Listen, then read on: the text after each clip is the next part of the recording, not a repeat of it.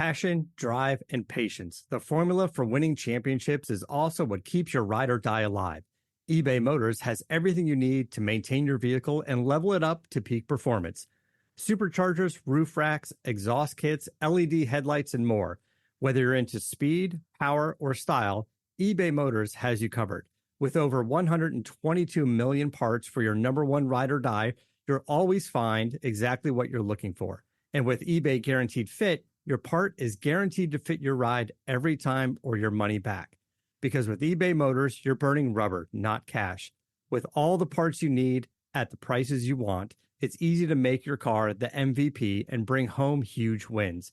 Keep your ride or die alive at ebaymotors.com. Eligible items only. Exclusions apply. See ebaymotors.com. Every team, every topic, everywhere. This is Believe. This episode of the Gegenpressing podcast is brought to you by BetOnline. BetOnline is your number one source for all your summer sports this season, from MLB, golf, NBA, and NHL playoff stats. All the latest stats, news, scores are available to follow your favorite teams. Get the latest odds and lines, including the latest team matchup, players, props, and odds on just about every sport out there. Head to the website or use your mobile device to get in on the action. BetOnline, where the game starts. Hello and welcome to Gegenpressing. I'm Manu he's Stefan Bienkowski. This is the Bundesliga preview show, but before we start this show, Stefan, I have to ask you, do you have a coaching license? I absolutely do not. I spend too much time covering coaches and talking to coaches to become one, but I dare say I know what you're about to reference. I mean, it would be a handy thing on having on a CV. There's a high-profile job open in Munich that no one wants to take. It would seem so. I wonder if it's only a matter of time before they start advertising on LinkedIn. But yeah, it's a very, very... It's just the most bizarre time in German football right now. I was actually thinking before you even referenced that, how this podcast is going to be such a departure from what we've done this week, where it's been high-flying European football, and now, because of the high-flying European football, more or less the top 6 positions in the league are confirmed, which means half the fixtures this weekend don't matter much. However, there's so much to talk about in the bottom half of the table, so we're going from one extreme to the other, and as if that wasn't busy enough, Bayern Munich just continue to put on their spring showing of FC Hollywood, as I put it in my newsletter this week. Yeah, I'm flying over there today after this show, and I might sit down and write something down for the users, for the listeners on the Substack on what's going to happen next. Give me some time to figure this out. I think we were all blindsided before we go into the show and talk about the preview. I just want to give you a tiny tidbit. This is what I've been told. Ralf Rangnick had everything agreed on with Bayern Munich on Monday. Contract length, size of staff, how much he's going to earn, everything. And today was supposed to be signature day. And instead he called and said, Max, I don't know how I feel about this. I have, the Austrian Federation is really... has really enticed me to stay, and the players all want me to stay. So I'm going to stay in Austria and not take the Bayern job. But thank you for the offer. That's essentially how this went down. It's remarkable. It's incredible.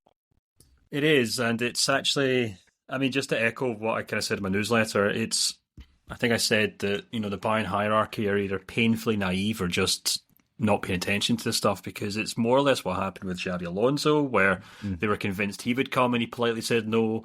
Then they went to Julian Nagelsmann and they were convinced he would come and he politely said no. So this is now the third head coach in a row that they were convinced, for some reason, couldn't possibly say no to Bayern Munich, and has done exactly that. So trouble afoot at the Allianz Munich. Could be the fact that the hierarchy at the club continues spouting off about all things, including the head coaches they continue to employ. Football's a small world. It's a small community. These head coaches speak to each other. These players speak to each other. Yeah. And if you're going to build up a very quick reputation for tune-up managers and publicly berating them, then why would you expect the next line of head coaches to line up and want to work for you?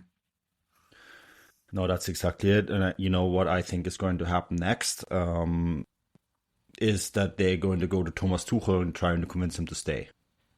And I don't know if that's going to be successful, Stefan. But that would be the right course of action on their side.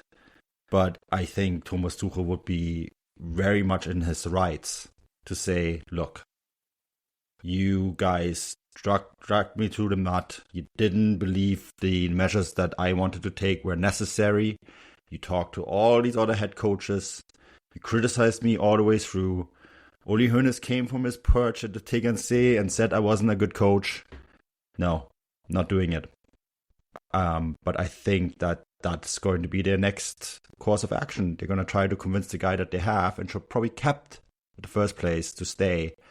And I'm pretty sure he's going to say no. Yeah, well, we'll have to kind of wait and see what happens there. But yeah, at least it means we've got plenty more to talk about before the end of the season. Oh my God, I can't wait for this game in Stuttgart and see all the Bayern bosses and my contacts there. This is going to be highly entertaining. But let's talk about what's going to happen on the field. This is the preview show. We wanted to just reserve a couple minutes and talk about something that happened today because this is pretty much the only time we get to do it this week until next week when we reconvene, right, Stefan? So wanted to get this really quickly out of the way. Let's start with the Friday fixture, Hoffenheim against Leipzig. I don't know how you felt about this match day. I had a really hard time predicting games because of the situation at the table, especially the top of the table with everything sorted now. Leipzig have secured their Champions League qualification with that result that Dortmund produced in Paris, right, with the Bundesliga securing their 5th Champions League spot. That means Leipzig are now in the Champions League for sure, no matter what happens from here to the end of the season. Same with Dortmund, by the way. And Stuttgart will also secured their Champions League qualification. So I had a really hard time predicting these games because a lot of them are kind of meaningless now. And so I just went by form and gave Leipzig a 2-0 win here, which is, could go out of the window because I know what summer football can turn into. Yeah, I kind of did something very similar, to be honest. I think Leipzig showed last weekend, actually, with a really impressive win over Dortmund that they're showing no signs of slowing down. Yes, of course, they could still... they could still decide from now on to kind of put their feet up, but I suspect they won't. And I think against a Hoffenheim side who've kind of struggled at home for most of the season, they tend to be better on the road. I think they'll win this game. So I've gone for a 2-1 win. Yeah. Okay. The same thing can be pretty much said about this next fixture. Dortmund against Augsburg. What do you have here? Because I also went back and forward on this one. So I've actually gone for a 1-1 draw here. I know Augsburg didn't win last weekend. They've now lost 2 on the trot to Frankfurt and Bremen, so you never really know what's going to happen there. But their away form's not terrible, and I really suspect that Dortmund are basically going to play the under-19s in this game, considering they obviously have the all-important clash with PSG next week. So Dortmund are secure. They've got bigger fish to fry, and I think Augsburg will probably have more to play for in this game. And a good Augsburg side who have been good, very good actually in the second half of the season despite recent performances. So yeah, I've gone for a 1-1 draw. Yeah, I went for a narrow 2-1 Dortmund win. It's simply because I think, as you said, the rotated squad is going to play, and that's probably going to give them advantage over the regular guys. And because it's the most Dortmund thing ever to win a game that essentially means nothing. Augsburg still have something to play here for. They're 6 points behind 6th place Frankfurt. That is a little much maybe with just 3 games to go, but you never know how the dominoes are going to fall, right? So, as I said, I struggled with this result. I eventually ended up giving it to Dortmund, who have been in horrendous form in the Bundesliga. What is it, 4 points out of the last 4 games? That's not very good. So we'll see if that turns around here.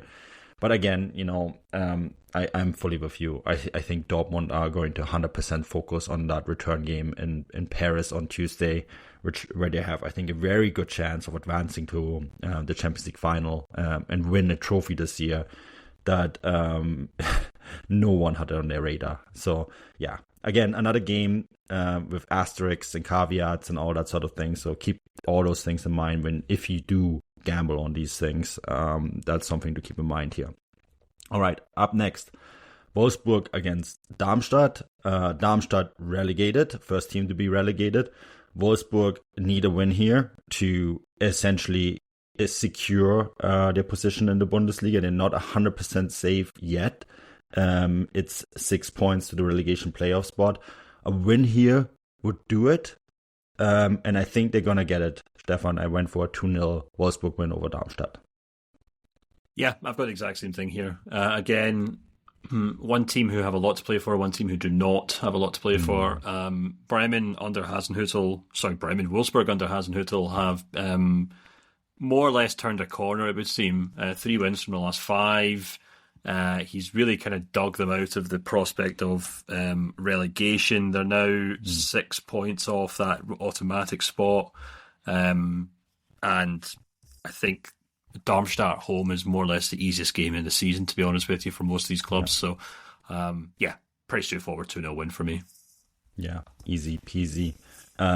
You mentioned Werder. Werder is the next game against Gladbach. Gladbach still a team in the relegation zone. Werder Bremen pretty much secure, 37 points, 9 points away from Mainz.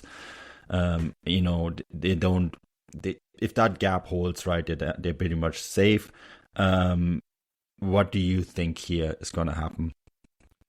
So I do kind of feel like Bremen have kind of pulled it out of the bag in the last kind of couple of weeks. They've obviously got now back-to-back wins. Gladbach, meanwhile, have not. They are picking up a lot of draws, so I was tempted to go for a draw here just because obviously Gladbach needs something, but their away form has been so dreadful this season.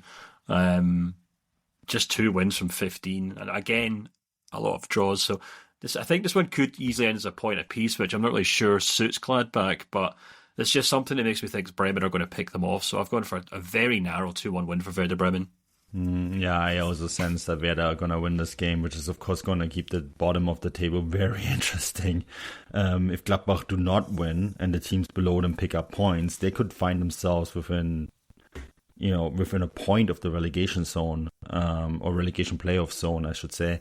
I went for a 2-0 Werder Bremen win here. I thought their performances the last 2 weeks were pretty impressive, and I think it's going to continue here. So, yeah, really, really interesting game as well.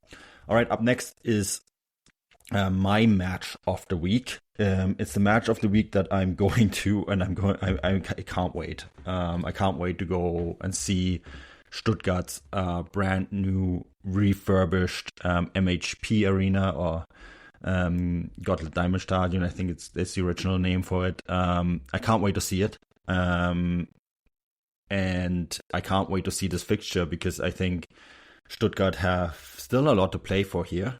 Bayern Munich are probably going to be very heavily rotating in this game because of their massive fixture coming up on Wednesday against Real Madrid, right?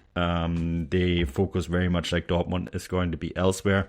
I think the noise is going to be very interesting. We mentioned at the top of the show, their latest head coach saying, no, I'm not coming to Munich, is going to be extremely fascinating what that's going to do. Then you have Thomas Tuchel trying to prepare this team. And then you have a Stuttgart team that probably still wants to catch them in the Bundesliga standings. They're only 2 points. They're 5 points apart. So if Stuttgart win this, they could narrow that gap to just 2. I don't think they're going to quite be able to do this, but I think this is going to be an extremely entertaining match with a Stuttgart side coming out, firing out all those cylinders, being boistered by the stadium being finished, being boistered by the fact that they're going to play in the Champions League next season, all that sort of thing. And so I went for a very entertaining 2-2 draw here, Stefan. Yeah, interesting. I completely agree with everything you've said, really, but I've gone one step further and said I think Stuttgart will win this. Just without any outside factors, really, you could even just look at the form of both teams and say, Stuttgart's home form has been exemplary this season. They've only picked up 1 defeat in 15 home games in the Bundesliga, whereas Bayern have dropped points on 6 occasions from 15 away games. So, if there was still stuff to play for, I would probably still give Stuttgart a good chance here. But I think the really important kind of mitigating factors here, the fact that Bayern are obviously kind of have their feet up now in the Bundesliga. They will, much like we said with Dortmund a few minutes ago, be focusing entirely on the Champions League game to come, to the point that, De Ligt won't be playing. I think I read this week that Leroy Sané will be rested for this game. Yeah. And, I think... I don't think Tuchel's really made any qualms about it, that he doesn't really care what happens in the remaining Bundesliga matches.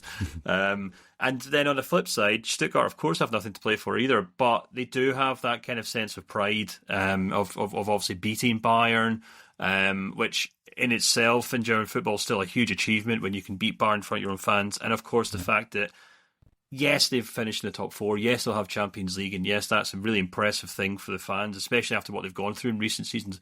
But there's still that kind of hope that they can finish above Bayern in the league table, which I think is such a huge, huge incentive for the club and for the players. So I think Bayern would have had to be at their best anyway to take something from the Stuttgart side on the road right now. But a Bayern team that doesn't care, a Bayern team that will be missing key players up against a Stuttgart side that will still be firing all cylinders, I think they'll win. So I've gone for a 2-1 win for Stuttgart. Yeah, I can completely understand that rationale. This could be also one of those where we've seen it in the past, right, when Bayern didn't have anything to play for anymore, where the opponent beats them severely. I think it was actually Stuttgart a few years ago that beat them 4-1, right, after Bayern already had robbed the title. So this game has that potential to do something like that. I personally think that there's going to be a lot of goals. I think that is a very safe bet. And I think it's going to be very entertaining from a Stuttgart point of view. And I think from a neutral point of view too. I mean, this is, I wrote this on social media this week. I think Stuttgart is the second best team in German football at the moment, the way they play football.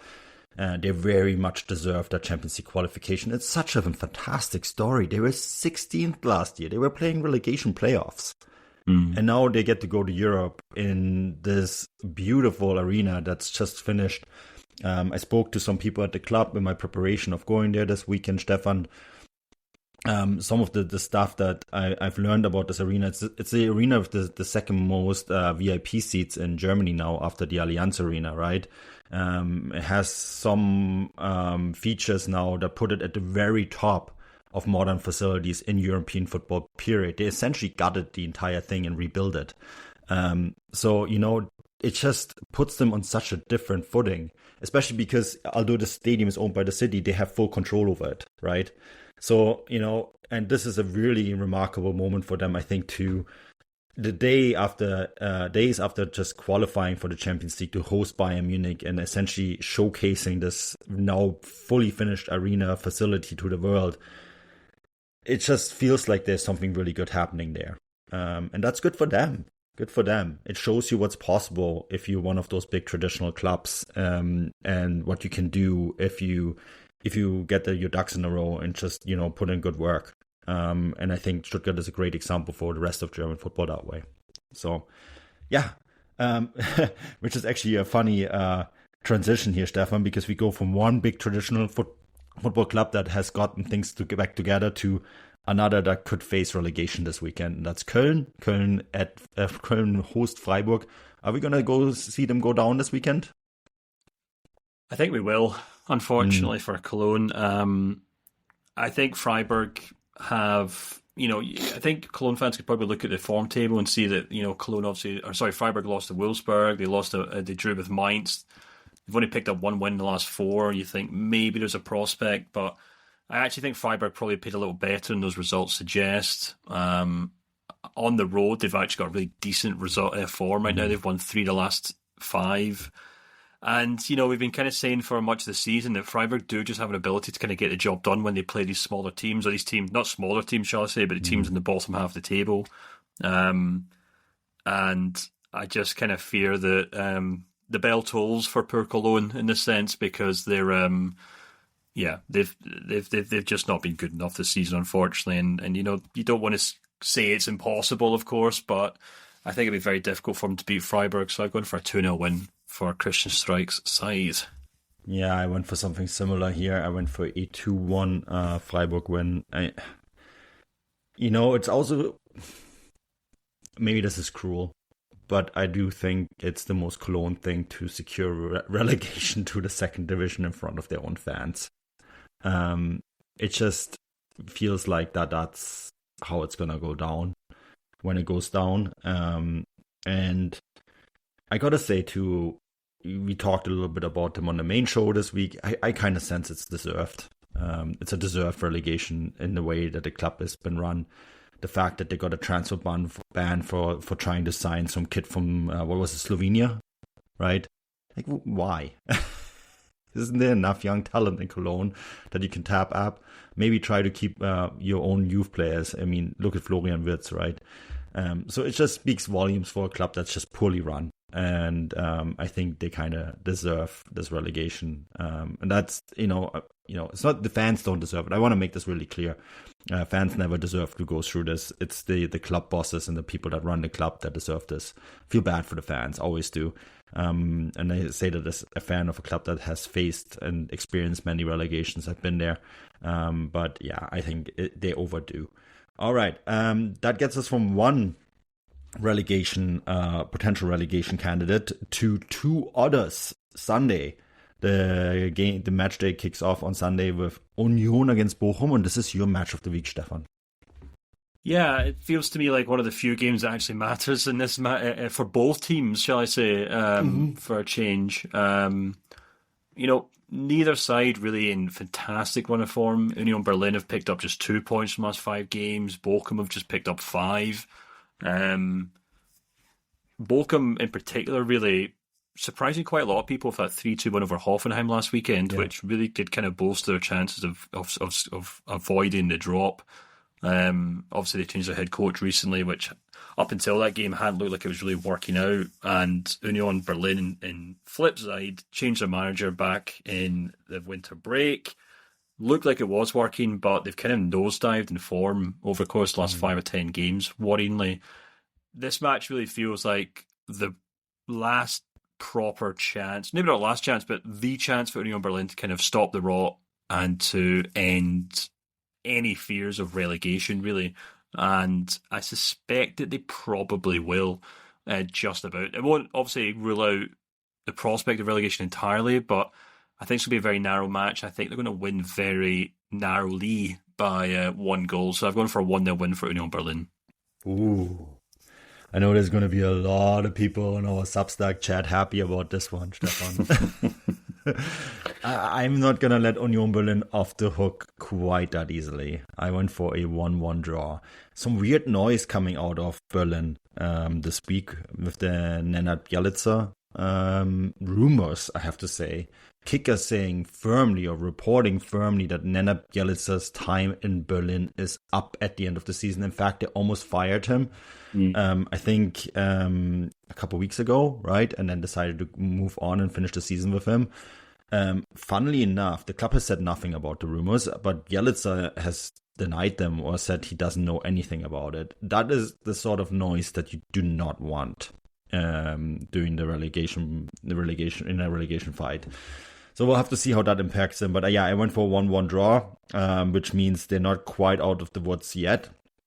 In fact, that could put them in a pretty close spot in terms of the relegation playoffs, depending on how Mainz play later that weekend. But yeah, it's going to be a fascinating match to follow.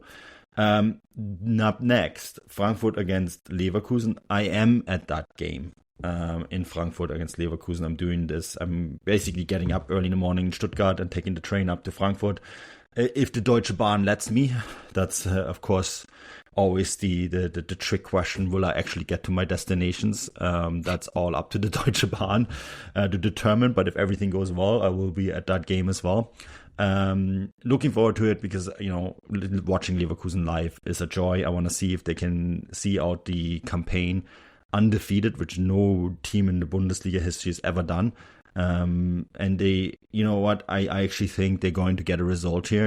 I think they're going to beat Frankfurt 2-1. Frankfurt are kind of in a funny spot too, right? Because in the table, they've pretty much, they haven't quite secured it. It's 5 points. So if we write about Freiburg, that will go down to just a 2-point gap in terms of that last European spot. We still have to wait and see what that means, Stefan, because if Dortmund win the Champions League, that 6th place could be a Champions League spot, which, of course, would change the conversation about everything entirely. But we won't find out until after the season. But anyways, I think Leverkusen are going to win this game 2-1. Yeah, so again, another match which is kind of difficult to kind of predict the kind of incentive of both teams. I almost went for a Frankfurt win this game just because I feel like, we spent the last kind of couple of weeks talking about how Leverkusen are beginning to look quite jaded and really, really beginning to push the boat out with their luck with these kind of last minute goals and such. I suspect we are recording this before Thursday's game, so it's worth bearing that in mind. But regardless of what happens in that match, I suspect that Leverkusen will look even more jaded than they have done recently against obviously a Frankfurt side who've blown very hot and cold recently, I must admit. So I've gone for a 2-2 draw here, only because I just cannot pull myself to say Frankfurt will beat. I dare you. No, I'm sorry, I can't. It might happen, but I just suspect that it won't happen against this Frankfurt team who've really kind of struggled to put any consistency together. So, 2-2 draw for me. I'm not sure. I'm not 100% sure that Leverkusen are going to win this game, but I suspect they're going to finish the season undefeated. And if that means with 4 more draws, or 2 more or 3 more draws, I guess, so be it. But I think that is a record that they want. Yeah, I mean, I'm sure Xabi Alonso would happily take that. Yeah, I don't think they care about the points total as much, but the fact that they would be the first team in the Bundesliga history to win the title undefeated, I've just kind of sensed that is more important to them almost, right? So. Yeah, and so, I'm sure 2-2 they'd be happy because, they then just need 2 more draws essentially to go at the end of the season say we're the only undefeated Bundesliga champion ever, until Bayern Munich, of course, do it in a few years, but that's that. All right, that gets us to our final game. This is a game also with implications, and this is Mainz. They are away at Heidenheim. This is always a difficult fixture, Stefan. Are Mainz going to get a result here? I was tempted to go for a draw here, just because, Heidenheim haven't been, bad by any means. They've obviously quite formidable, actually, over the course of the season. Their home form is nothing to kind of smirk at. Only 5 defeats in 15 games. And Mainz, despite this kind of resurgence in the second half of the season, it has been their away form that has continued to kind of anchor them towards the end of the table. So their home form has been outstanding. Over the course of the last 5 home games, they're 3rd in the league, but over the course of the last 5 home games, they're 4th in the league. Over the course of the last 5 away games, they're 2nd bottom of the league. So it really is a Jekyll and Hyde situation for Mainz. I suspect that they might, though, cause quite the upset here. I don't know why, but something's just kind of urging me to kind of make that claim, and I think it's just simply down to the fact that Heidenheim secured their safety last week, I believe it was, maybe it was a week before. Yeah. And Mainz are still very much in the thick of it, and they more or less need 3 points here, I suspect, to keep their hopes of not finishing that relegation spot alive, and I suspect they might just do it. So yeah, I've gone for a very narrow 2-1 win for Mainz. Interesting. So there is one factor that we have to keep in mind. Heidenheim can still finish 7th, which if Leverkusen win the cup, there's so many ifs about this Bundesliga table, right? And a lot of it won't get decided until the season is over, which is kind of weird because like the Champions League final won't be until the season is over. The German Cup final won't be until the Bundesliga season is over. So a lot of these teams will be waiting and seeing and find out their fate for next season. Basically watching watching cup finals, which is hilarious. But Heidenheim could still finish 7th, which might be enough for European football. And that, I personally think that would be too much for them. I think, you add European football to a size of the club like Heidenheim. I think that could potentially be more harmful than good. But that might be something in the back of the heads of the players. Mainz, I was a little disappointed by them last week that they didn't beat Köln and put them squarely away, right? That would have been a big jump for them. And that might be in the back of the heads there a little bit. So I opted for a 1-1 draw here, Stefan. Which, yeah, I mean, I guess it doesn't really do Mainz any good, but it's something I was very close to doing myself. There's no doubt about it. It keeps everything so tight down there. I personally think the relegation playoff spot won't get decided until the very last second on Matchday 34, which would be good. Everything else seems to be decided except for whether the Bundesliga will have 6 Champions League teams or a 7th place in Europe going to the league. Everything else seems to be decided. So it's a really kind of weird situation with the league this year, with so many things already kind of done and dusted, despite the fact that Bayern haven't won the title, because usually that means Bayern have walked away with it, right? And that's not even the case, but. Well, here we are. I hope you enjoy the match day anyways. I think there's going to be some really great fixtures on the board this weekend, as there often is. I think also a lot of these games are fun to watch with the European implications in mind the week after, right? So stay, keep your eyes on it. And the relegation battle is still a ton of fun, as always. This show is brought to you in association with Get German Football News. The guys over there are very kind to always post this podcast, so I want to give them a shout out as well. Please check out the site. And Stefan, your newsletter on Bayern is out, which seems to be more fitting than ever, considering what happened today. So well done. You must have had some kind of predisposition to write that. Good job. Yes, I can predict the future. Who would have thought? What's the lotto numbers this week? Yeah. I was going to say, if I actually could predict the future, I'd be a lot better at this podcast by now. Yeah, or you just basically hiding your ability. Anyways, give that a read. Matt wrote a wonderful Substack on a weekend of football in Cologne, so check that out. And then I wrote about Toni Kroos and my argument on why I think he's the best midfielder in Europe. And funnily enough, the day after, or the day it got published, there's a lot of chatter about him picking up the Ballon d'Or. If the Ballon d'Or was a serious award, I would think he would get it. It's not, so he won't. But here we are. But yeah, give that article a read. I think there's a really good case to be made that he might be the best midfielder in Europe at this very moment. So check that out. We'll be back next week. And until then, auf Wiedersehen. Thank you for listening to Believe. You can show support to your host by subscribing to the show and giving us a 5-star rating on your preferred platform. Check us out at Believe.com and search for BLEAV on YouTube.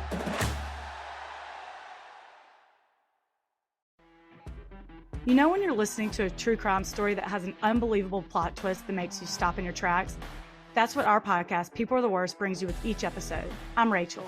And I'm Rebecca. We're identical twins who love true crime cases that make you say, didn't see that coming, and we hate the people responsible for them. Listen to People Are the Worst now on Apple, Spotify, or wherever you get your podcasts.